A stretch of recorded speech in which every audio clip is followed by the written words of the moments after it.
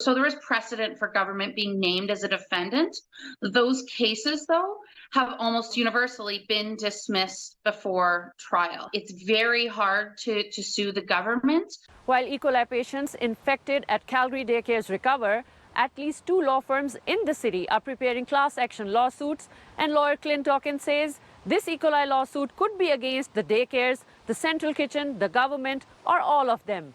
And damage compensation depends on the severity of the injury. The injury can be anything from a minor stomach ache to obviously the more serious cases, the HUS cases.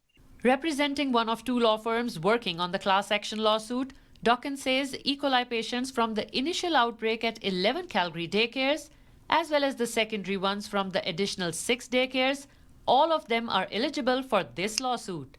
UCalgary Associate Professor Lorian Hardcastle says there might be more players now, but in the end, there will be just one class action lawsuit in this case. One of the reasons that courts pursue class actions or allow class actions is because of efficiency.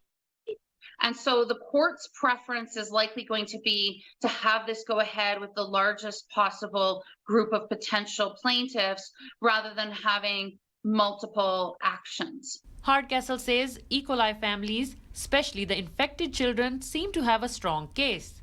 Even if the source is never identified, there's a reasonable argument these children could make that it's more likely than not that their E. coli came from this central kitchen. I think that the public health violations that have been found are helpful to making that argument that there was unreasonableness. With the Alberta government still struggling to find the cause of the outbreak, Dawkins says it only increases their chances of winning the lawsuit. We'll have the benefit of an exhaustive investigation. And when you're dealing with tainted meat, assuming you pinpoint a cause and you can establish negligence, you're likely to be successful in terms of any litigation.